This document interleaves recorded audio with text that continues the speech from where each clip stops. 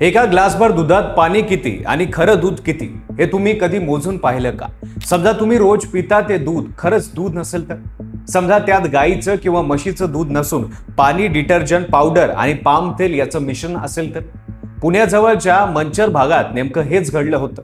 गेली 2 वर्षे एक माणूस राज्यातल्या 7 जिल्ह्यांमध्ये लाखो लिटर बनावट दूध तयार करून थेट बाजारात विकत होता. आणि हे सगळं इतकं बेमालूमपणे चालायचं की खरं आणि खोटं दूध ओळखणंही अवघड व्हायचं. जुलै महिन्यात एफडीएने या रॅकेटवर छापा टाकला आणि जे समोर आलं ते ऐकून तुमच्या अंगावर काटा येईल. तर काय आहे संपूर्ण प्रकरण, सविस्तर पाहूया व्हिडिओच्या माध्यमातून. नमस्कार, मी पंकज, तुम्ही पाहताय कसं काय. मे महिन्यापासून तुकाराम मुंढे यांनी अन्न व औषध प्रशासन विभागाचं आयुक्त पद स्वीकारलं आणि पदभार स्वीकारताच त्यांनी एका मागोमाग एक धडक कारवाया सुरू केल्या. गुटखा, बनावट दारू, बनावट सौंदर्य प्रसाधन, एनर्जी ड्रिंक्स, हॉटेल्स अशा वेगवेगळ्या क्षेत्रावर एफडीएचा वॉच सुरू राहिला. करोडो रुपयांचा मुद्देमाल जप्त झाला आणि भेसळखोराचं धाबं दणदणावलं. पण 4 जुलै रोजी झालेल्या कारवाईत या सगळ्याहून वेगळी आणि जास्त गंभीर होती, कारण यावेळी निशाण्यावर होतं रोजच्या जेवणातलं सगळ्यात महत्वाचं म्हणजे दूध. पुणे जिल्ह्यातल्या आंबेगाव तालुक्यातल्या नवसारी खुर्द या गावात एफडीए आणि पुणे ग्रामीण पोलिसांनी संयुक्त कारवाई केली आणि इथूनच या मोठ्या रॅकेटचा पर्दाफाश सुरू झाला. तुकाराम मुंढे यांनी आयुक्त पद स्वीकारल्यापासूनचा त्यांचा एकूण ट्रॅक रेकॉर्ड पाहिला तर हे लक्षात येतं की त्यांनी कुठल्याही एका क्षेत्रावर लक्ष केंद्रित केलं नाही. मुंबईतल्या मोठमोठ्या हॉटेल्स, बेकऱ्यावरही त्यांनी कारवाई केली. स्वच्छतेनं नियम मोडणाऱ्या नामांकित रेस्टॉरंटचे परवाने निलंबित केले. गोरं होण्याच्या नादात वापरल्या जाणाऱ्या धोकादायक क्रीम्सही त्यांनी छापे टाकले. याच काळात राज्यातल्या वेगवेगळ्या जिल्ह्यांमध्ये दूध आणि दुग्धजन्य पदार्थांमधल्या भेसळीच्या तक्रारी समोर येत होत्या. बीड जिल्ह्यातल्या एका नामांकित डेअरीवर छापा टाकला असता तिथे देवस्थानांना प्रसाद म्हणून पाठवला जाणारा पेढाही बनावट साहित्यातून तयार होत असल्याचं उघड झालं होतं. या सगळ्या पार्श्वभूमीवर मंचरमधली कारवाई ही आतापर्यंतची सगळ्यात मोठी आणि सगळ्यात संघटित कारवाई ठरली. कारण इथे प्रश्न एका दुकानाचा किंवा एका डेअरीचा नव्हता, तर संपूर्ण राज्यभर पसरलेल्या एका सुनियोजित नेटवर्कचा होता. 4 जुलैला दुपारी 2 वाजण्याच्या सुमारास एफडीएने आणि पोलिसांच्या पथकाने एका गोदामावर छापा टाकला. हे गोदाम सुशांत हिंगे आणि संदीप लोढा या दोघांच्या भागीदारीतल्या नवकार डिस्ट्रीब्युटर्स या फर्मचं होतं. छाप्यात जे सामान सापडलं ते पाहून पथकही चक्रावून गेलं. स्किम मिल्क पावडरची पोती, whey powder, detergent powder, 500 litre palm तेल आणि 500 लिटर एम्प्लिफायर लिक्विड असा जवळपास 2,90,000 रुपयाचा आणि 1385 किलो साहित्याचा मुद्देमाल जप्त करण्यात आला. हे सगळं साहित्य एकत्र वापरून बनावट दूध तयार केलं जात होतं. 2 दिवसांनी 6 जूनला मुंबईत झालेल्या पत्रकार परिषदेत तुकाराम मुंढे यांनी या रॅकेटची संपूर्ण कार्यपद्धती उलगडून सांगितली. त्यांच्या माहितीनुसार सुशांत हिंगे मागच्या 2 वर्षापासून याच गोदामात लाखो लिटर कृत्रिम दूध तयार करत होता आणि यात त्याला मदत करत होता त्याचा भागीदार संदीप लोढा. पण सगळ्यात धक्कादायक बाब वेगळीच होती. हिंगे जे बनावट दूध तयार करायचा ते तो शुद्ध दुधात मिसळून विकत नव्हता, तर अनेकदा हे 100% नकली दूधच थेट बाजारात पाठवलं जायचं. हे रॅकेट किती मोठं होतं याचा अंदाज यावरून येतो की मुंढे यांनी सांगितल्याप्रमाणे हे नेटवर्क पुणे, सोलापूर, अहिल्यानगर, जालना, ठाणे, जळगाव आणि धाराशिव अशा 7 जिल्ह्यांमध्ये पसरलं होतं.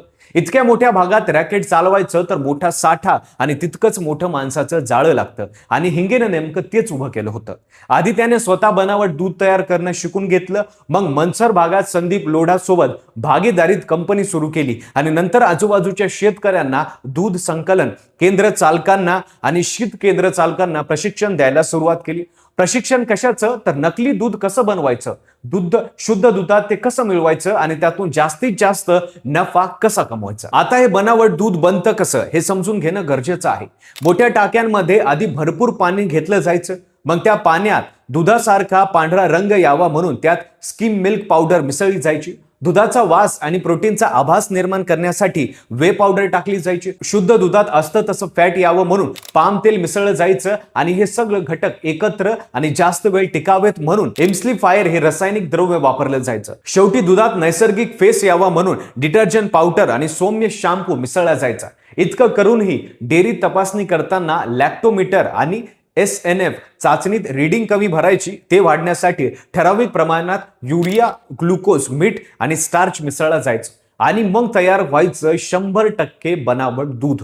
विशेष म्हणजे हे मिश्रण तयार करताना प्रत्येक घटकाचा प्रमाण अगदी काटेकोरपणे ठरलेला असायचा, जेणेकरून डेअरीत होणाऱ्या फॅट आणि SNF चाचणीत हे मिश्रण सहज पास व्हावं. म्हणजे हा निव्वळ फसवणुकीचा प्रकार नव्हता, तर एका शास्त्रोक्त पद्धतीने राबवलेला मोठा उद्योग होता. या प्रकरणातला सगळ्यात मोठा धक्का म्हणजे हे बनावट दूध बनवायचं तंत्र फक्त हिंगेपुरतं मर्यादित नव्हतं.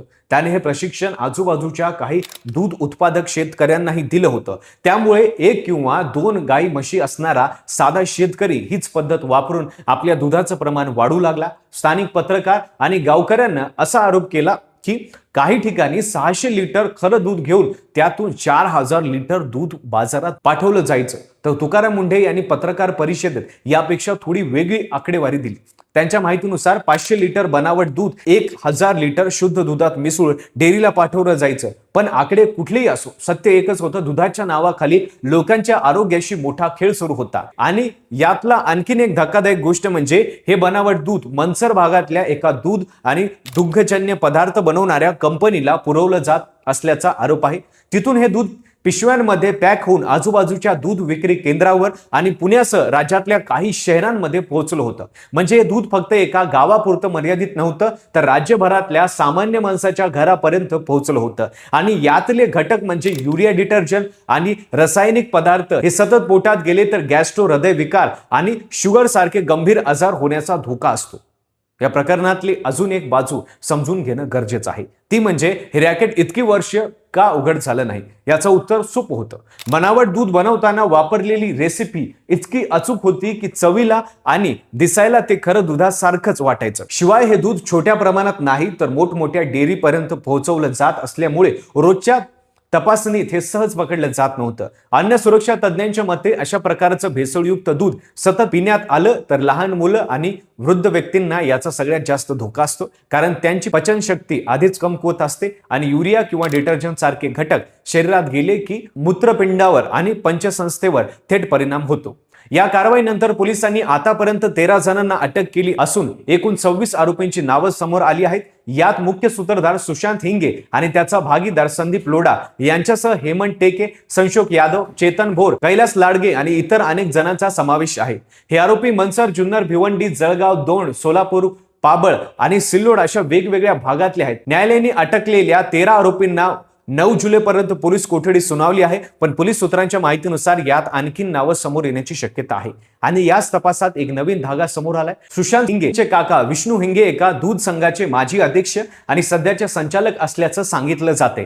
त्यामुळे हे बनावट दूध रॅकेट फक्त छोट्या गोदामापुरतं मर्यादित होतं की मोठमोठ्या डेअरीपर्यंत याचे धागेदोरे पोहोचले होते, हा प्रश्न आता उपस्थित होतोय.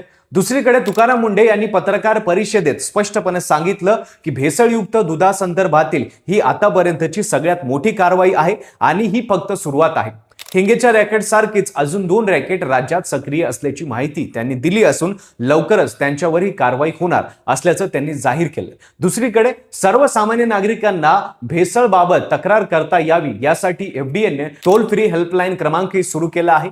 मात्र हा क्रमांक अनेकदा लागत नसल्याच्या तक्रारी नागरिकांकडून आणि फार्मासिस्ट संघटनांकडून केल्या जात आहेत. त्यामुळे कारवाई किती मोठी असली तरी सामान्य माणसाची तक्रार थेट प्रशासनापर्यंत पोहोचण्याची यंत्रणा अजूनही पूर्णपणे सक्षम झालेली नाही, हे वास्तव समोर येतं. 600 लिटर दुधाचे 4000 लिटर करणं हे गणित ऐकायला जितकं धक्कादायक वाटतं तितकंच हे लक्षात घेतल्यासारखं आहे की हे गणित गेली 2 वर्ष सुरू होतं आणि कुणाच्याही लक्षात आलं नाही. रोज सकाळी चहासाठी ओतलं जाणारं दूध, लहान मुलांना दिलं जाणारं दूध हे खरं शुद्ध आहे की त्यात असंच काहीतरी खेळ चाललाय, हे आता प्रत्येकानं स्वतःला विचारायला हवं. तुकाराम मुंढे यांनी एक मोठं रॅकेट उद्ध्वस्त केलं हे खरं, पण अशी आणखीन किती रॅकेट राज्यात सुरू असतील आणि आपण रोज न कळत काय पीत असू, हा प्रश्न आता अनुत्तरित राहतो.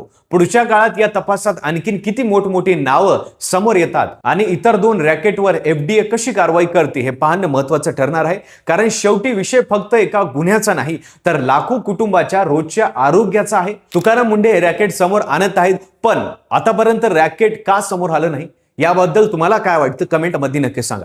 व्हिडिओ आवडला असेल तर लाईक करा, चॅनलवर नवीन असाल तर चॅनलला सबस्क्राईब करायला विसरू नका आणि पाहत राहा फक्त कसं काय.